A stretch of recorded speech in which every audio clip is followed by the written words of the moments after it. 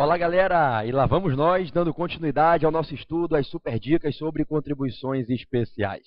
Eu quero aqui continuar a teoria geral das contribuições especiais. Nas duas dicas passadas, a parte 9 e a parte 10, eu falava contigo sobre as contribuições especiais. E eu continuo. Eu quero falar com você agora sobre lançamento, sobre imunidade. Vamos nessa? Qual é o tipo de lançamento que se usa nas contribuições especiais? Galera, depende. Pode ser lançamento de ofício, pode ser lançamento por homologação. Só não é comum se usar o lançamento por declaração, até uma figura em desuso no direito tributário prático brasileiro. Bom, duas contribuições, inegavelmente, se sujeitam ao lançamento de ofício. A contribuição de iluminação pública e as contribuições profissionais. As contribuições que as entidades de classe, as entidades profissionais cobram de seus associados, de seus filiados. Né? Conselho de Medicina, ela de ofício lança, emite o carnê e cobra de ofício a contribuição anual que o médico deve pagar. Contribuição profissional é a primeira, de duas situações em que eu tenho numa prova o gabarito dando lançamento de ofício no reino das contribuições especiais. Qual é o segundo caso? A contribuição de iluminação pública. Os municípios, o Distrito Federal, quando vão cobrar a contribuição de iluminação pública, fazem um lançamento de ofício. Em regra, até fazem um convênio com a concessionária de energia elétrica, sabia? E aí fazem uma parceria para que a concessionária de energia elétrica, quando envie a fatura do seu consumo de energia elétrica, a cobrança, a relação de consumo, a tarifa de energia elétrica, se imbuta dentro daquela cobrança, em destaque ali em separado, em apartado, como deve ser corretamente, a cobrança ali da contribuição de iluminação pública. O município, através da Secretaria de Fazenda, lança de ofício, utilizando esse convênio, essa parceria, esse contrato com a concessionária de energia elétrica. Delega a capacidade tributária de fiscalização e cobrança, fiscalização e arrecadação. E a concessionária cobra e repassa para o município. Lançamento de ofício. A administração não depende que você declare, que você pague antecipado, nada disso. Você só se obriga a pagar depois de receber a notificação. Então, a CIP e as contribuições profissionais se sujeitam ao lançamento de ofício. As demais contribuições especiais, como regra, se sujeitam ao lançamento por homologação. Ficam na regrinha do pagamento antecipado. Assim é com as contribuições sociais, praticamente todas elas. As contribuições sociais de seguridade, as contribuições sociais gerais, nas CIDs, a regra é o dever do pagamento antecipado. Nenhum óbice que venha uma lei qualquer, uma lei que institua, que regule certa CID, certa contribuição social, e determine que a administração fique obrigada a lançar de ofício. Não é o comum, até porque se eu subordino a arrecadação ao dever do lançamento de ofício, eu retardo a arrecadação e eu onero em tempo, trabalho, em ônus, a administração pública que vai ter que lançar de ofício para ter o direito de exigir o pagamento do administrado. Então, salvo a CIP e as contribuições profissionais, como regra, as contribuições especiais se sujeitam ao lançamento por homologação, ou seja, é o mesmo que dizer, né, é o procedimento em que, para o tributo ser arrecadado, a lei imputa ao contribuinte o dever de um pagamento antecipado. Ele tem que pagar antes de receber qualquer carnê, qualquer notificação. A lei estabelece um prazo e o contribuinte tem que ir lá, vai no banco, paga, e aí o fisco homologa isso em momento futuro, conferindo se o pagamento feito foi certo, se foi errado, se tem que cobrar diferença, se cabe restituição, etc. Então, a regra, contribuições de intervenção no domínio econômico, CIDs e contribuições sociais, lançamento por homologação. CIP e contribuições profissionais, lançamento de ofício. Galera, imunidades tributárias. Nós temos 3 blocos de imunidades nas contribuições especiais. Vamos lá? Começo com você com a questão dos exportadores. Não incidem contribuições sociais, nem contribuições de intervenção no domínio econômico sobre as receitas decorrentes da exportação. Quando um exportador desenvolve sua atividade de exportar bens para o exterior, celebra contratos, vende seu bem de consumo e é remunerado. Sobre essa receita que ele ofere na venda, o produto bruto da venda, não vai incidir sobre esse montante um X% qualquer cobrado a título de contribuição social ou de contribuição de intervenção no domínio econômico.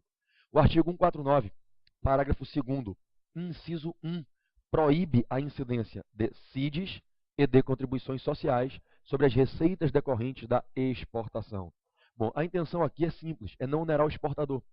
Se o exportador receber a cobrança de uma CID, de uma contribuição social, sobre a receita que ele ofere quando ele vende, quando ele exporta, ele vai embutir isso no preço.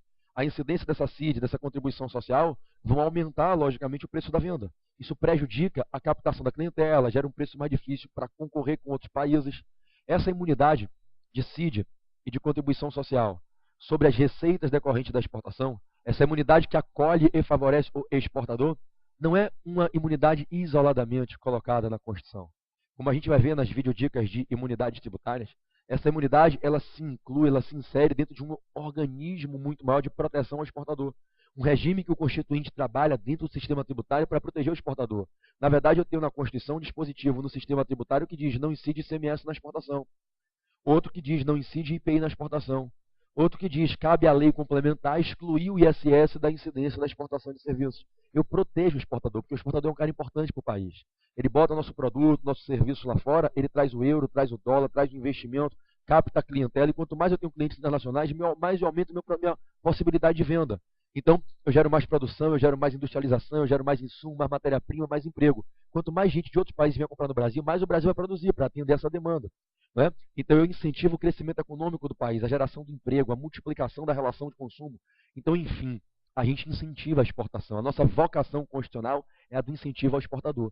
Então, dentro desse regime que não incide ICMS, não incide IPI, lei complementar determinou que não incida ISS, também não incidem contribuições sociais e nem CIDs, contribuições de intervenção do domínio econômico sobre as receitas advindas da exportação. A grande pegadinha nevrálgica que eu quero te dar é a seguinte: houve uma grande discussão, que o Supremo fez isso aqui, foi 6-5 apertado, Joaquim Barbosa decidindo a questão, a imunidade prevista no 149, parágrafo 2º, inciso 1, em favor dos exportadores. A imunidade que consagra que não incide contribuição social sobre a receita oriunda da exportação, atingiria o lucro líquido? Não, não atinge.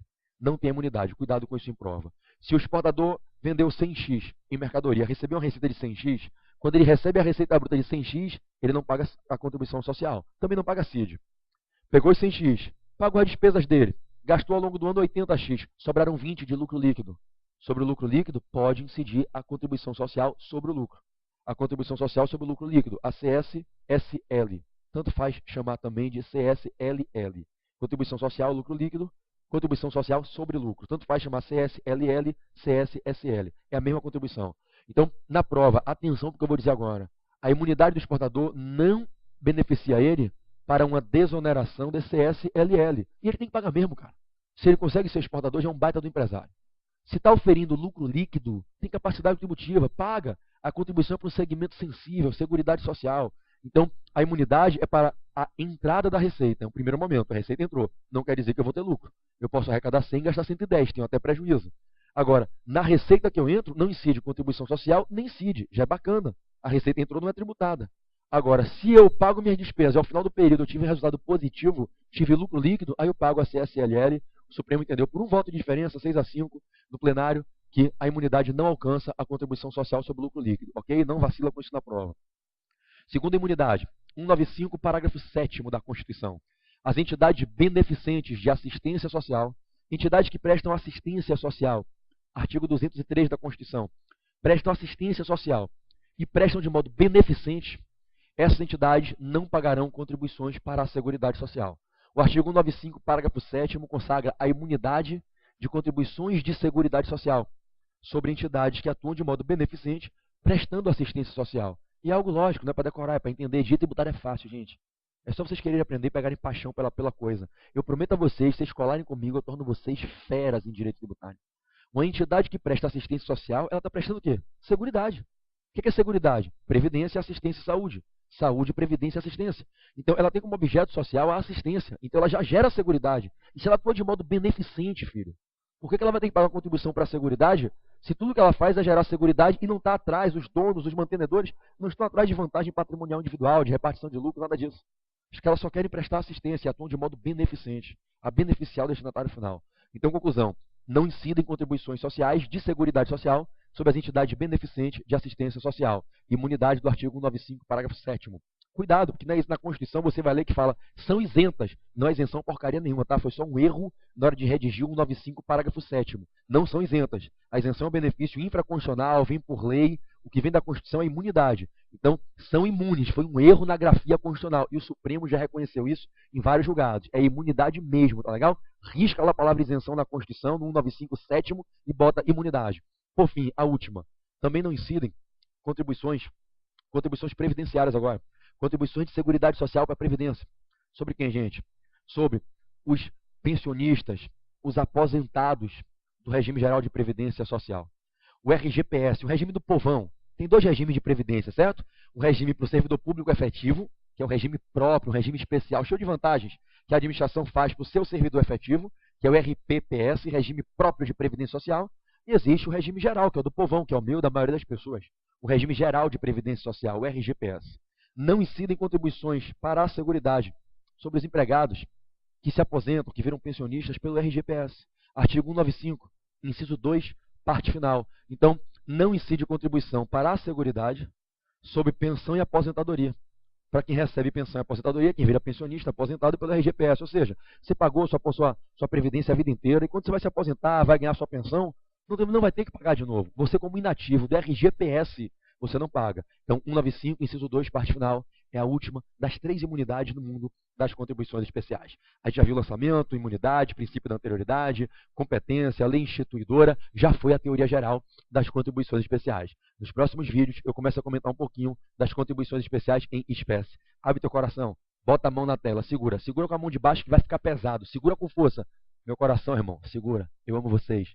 Até a próxima aula.